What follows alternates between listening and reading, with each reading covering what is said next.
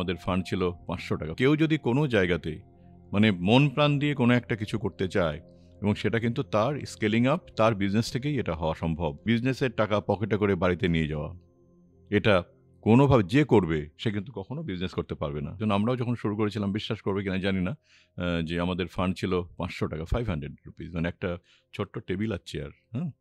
একটা ছোট্ট table chair, 500 টাকা, 500 না 400 সামথিং মনে হয়, 500 টাকা থেকেও কিছু টাকা ছিল আর কি, একটা ছোট্ট টেবিল আর চেয়ার। কিন্তু এখন মানে কি জানো তো, মানে এই যারা বিজনেস করতে আসবে তাদের যেটা প্রথম দরকার হচ্ছে পুঁজির থেকেও বড় ব্যাপার যেটা পেশেন্স।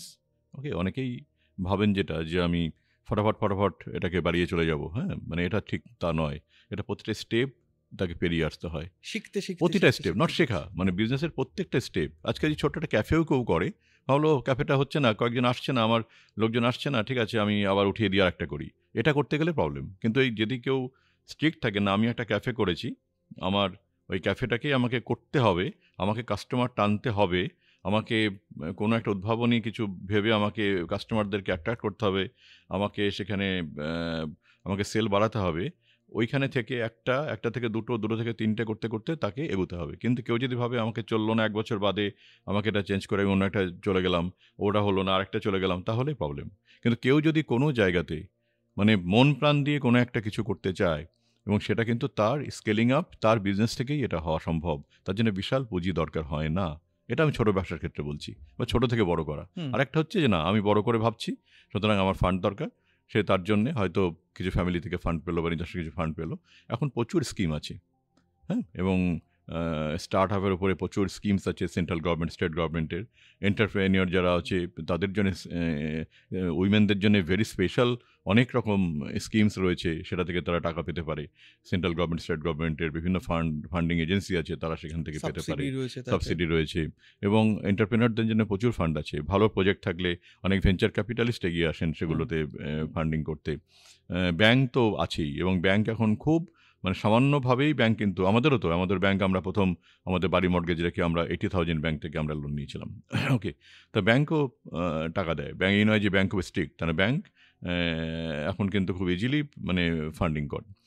কিন্তু ওই ফান্ডিংটা আমি যেটা নিচ্ছি সেটা যেন আমি প্রপারলি ইউটিলাইজ করতে পারি, প্রপারলি ইউজ করতে পারি, সেই ফান্ড থেকে নতুন নতুন ফান্ড আমি ক্রিয়েট করতে পারি, জেনারেট করতে পারি, আমি এমপ্লয়মেন্ট জেনারেট করতে পারি। এইটা কিন্তু খুব ধৈর্যের সঙ্গে করতে হবে। আমি অনেককে দেখেছি, আমার সামনে অনেককে দেখেছি যে খুব ছোট থেকে তারা আজকে হিউজ একটা জায়গায় পৌঁছে গেছে, এবং যখন বাড়বে না তখন মানে এটা তুমি জানো, এটা মানে মাল্টিফোল্ড হবে।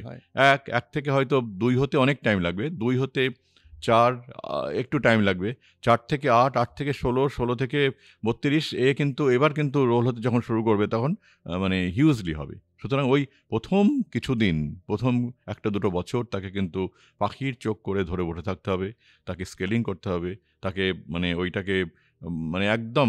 এবং আরেকটা জিনিস জীবনে আমরা যেটা কখনো করিনি, যে বিজনেসের টাকা পকেটে করে বাড়িতে নিয়ে যাওয়া, এটা কোনোভাবে যে করবে সে কিন্তু কখনো বিজনেস করতে পারবে না। আজকে পর্যন্ত আমরা কখনো বিজনেসের টাকা বাড়িতে পকেটে করে নিয়ে যাইনি, এবং কোনোদিন প্রশ্নই আসে না। আমার এমপ্লয়াররা যেমন স্যালারি পান, আমিও স্যালারি পাই। এখানে কিন্তু কোনোদিন আজ পর্যন্ত আমরা 2 ভাই যেটা করতে পেরেছিলাম, যে কোনোদিন কোনো বিজনেসের টাকা আমার দরকারে আমি সেখান থেকে নিয়ে চলে যাব, গিয়ে আমি খরচ করব অন্য একটা কাজে, এটা আমি জীবনে কখনো আমরা করিনি। যার জন্য প্লাইং ব্যাক, অর্থাৎ আমার একটা কম্পিউটার সেন্টার থেকে 2 থেকে 4টে, 4টে থেকে করতে করতে এটা ইঞ্জিনিয়ারিং কলেজ, সেখান থেকে 1 থেকে 2 থেকে 3টে, 3টে থেকে 4টে, তারপর ইউনিভার্সিটি, যা হয়েছে সব ওই 500 টাকা ক্যাপিটাল থেকে কিন্তু প্লাইং ব্যাক করতে করতে হয়েছে। কখনো টাকা নিয়ে বাড়িতে চলে যায়নি, নিয়ে গিয়ে আমরা কিচ্ছু করিনি। এবং এই বিজনেসের কিন্তু মেন এটা যে অনেকেই কি করেন, প্রতিদিন রাত্রিবেলা তার টাকাটা বাড়িতে নিয়ে চলে যান। প্রথম বিজনেস করে একটা মানে তাকে ক্যাশিয়ার রাখতে হবে, একটা ব্যাঙ্ক অ্যাকাউন্ট করতে হবে, বিজনেসের টাকাটা তাকে ক্যাশিয়ারকে দিয়ে ব্যাংকেই পাঠাতে হবে। বিজনেসের টাকা আমি নিজে হাত দেবো না, নিজে ছোঁবো না, এটা যদি কেউ প্রতিজ্ঞা করেন তার বিজনেস কখনো ফেল হতে পারে না, আমি এটা বিশ্বাস করি না। কিন্তু ম্যাক্সিমাম যারা করেন তারা দিনের শেষে টাকাটা নিয়ে বাড়ি চলে গিয়ে ওই টাকা বিভিন্নভাবে খরচ করেন, বিজনেসের টাকা, সেটাই হচ্ছে প্রবলেম।